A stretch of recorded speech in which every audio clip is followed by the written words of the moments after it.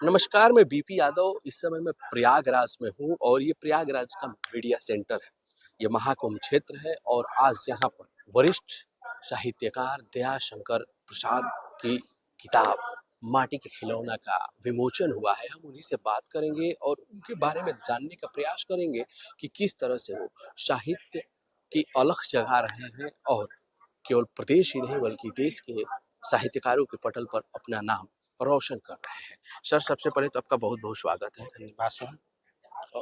और जानना हम चाहेंगे कि आज कौन सी किताब का विमोचन हुआ और क्या कुछ उसके अंदर कंटेंट रहे। आज जो है मेरी किताब खिलौने माटी का विमोचन हुआ। ये आज तक अब आज के समय में खिलौने जो है मिट्टी के नहीं बन रहे, सब प्लास्टिक के बन रहे हैं। इससे पर्यावरण प्रदूषित भी हो रहा है और लोगों की रोजी रोटी भी जा रही है। तो हमने कहा कि लोगों के अंदर एक अलख जगाया जाए कि अपनी देसी माटी को स्वीकार करो और मिट्टी के खिलौनों को भी खरीदो। ये पर्यावरण वातावरण के अनुकूल भी है। तो इसमें हमारी बच्चों की जो बाल मन लुभावने वाली कविताएं हैं, जैसे पापा चलो घूमने, भिंडी की लड़ाई, चिड़ियों की कचहरी और ऐसी ही अनगिन कविताएं हैं।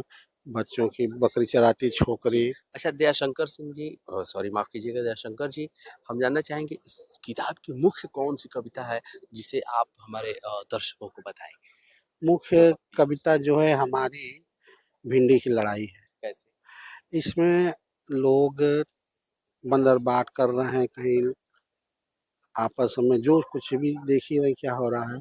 तो भिंडी की लड़ाई है, वही कला करती, लेकिन अंत में यही उसका चार पंक्ति। हाँ। अब उसमें चार पंक्तियां हैं, जैसे भिंडी रानी लड़ बैठी चल बैठी ससुराल, मिर्चा से झगड़ा पुराना, लड़ बैठी बिकराल।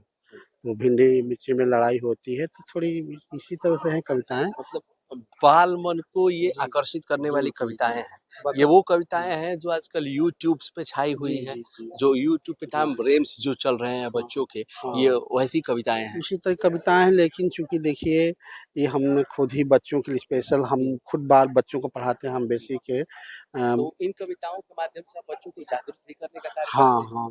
जैसे एक बच्चा है, प्यारे बेटा राम घसीटा, प्यारे बेटा राम घसीटा, मैंने तुमको डांटा बेहद पीटा। हाँ, अब चलो घर, भेड़ियों का है डर। ऐसे बच्चों को जानकारी देती कविताएं। बकरी चराती छोकरी, आजकल गांव में देखिए अभी भी वही है। बच्चों को लोग स्कूल नहीं भेज रहे हैं, नहीं वो कर रहे हैं। तो बकरी चराती छोकरी हमने देखा, मेड़ पर भेड़, ऐसे। और कुछ हमने एक आध दो कविताएं उसमें है, चींटी और हाथी से संबंधित, जो मैंने अनुवाद भी किया है। ये तो रही बात आपकी माटी के खिलौनों की। इसके बावजूद देखा जाए तो आपको कई पुरस्कार मिल चुके हैं। तो थोड़ा इस पुरस्कारों के सिलसिले को हम सिलसिलेवार जानेंगे, वो बताएं। अब ऐसे तो पुरस्कार देखिए, हमें 2018 में मिला, लेकिन नामी था 2016 में। डॉक्टर हरिवंश राय युवा गीतकार पुरस्कार मिला। शहर में एक हमारे अग्रज डॉक्टर सुरेश गौतम जी को मिला है, और हमारी जानकारी अब हमको मिला। यानी और कि प्रयागराज की अब दूसरी विभूति है जिनको ये जी डॉक्टर हरिवंश राय बच्चन जी युवा गीतकार जी पुरस्कार मिला। जी जी। और इसके लिए हमने परमादरणीय बच्चन सर को किताब भेजी थी। तो अमिताभ बच्चन जी जी को। जी। तो वहाँ से भी लेटर आया, प्रधानमंत्री जी का भी लेटर, सबका आया। तो अच्छा लगा, तो वहीं से कुछ हम। इसके साथ साथ आपको सम्मान के साथ साथ धनराशि भी मिली होगी। हाँ, वहाँ से उत्तर प्रदेश हिंदी संस्थान द्वारा 25,000 का हमें नगद पुरस्कार मिला। यानी कि आपको आपने कविताओं की जो रचना की वो अमिताभ बच्चन को भी भेजी, हाँ अमिताभ बच्चन को पसंद आई, उन्होंने थैंक्स लेटर भी आपको हाँ। दिया, थैंक्स लेटर भेजा था। और प्रधानमंत्री जी का भी आया, उपराष्ट्रपति हामिद अंसारी जी का भी आया। तो इससे हमको प्रेरणा मिली कि ये तो ऐसे भी साहित्य की नगरी है। और हाँ, हमने ऐसे इसको हमने स्पेशली ट्राई किया। जवाहर बाल भवन में हम लोग पढ़ने जाते थे, जब मैं यहाँ बचपन में पढ़ता था। तो वहीं से हमारी शुरुआत हुई देख करके। और तब मैं कक्षा 6 में पढ़ता था।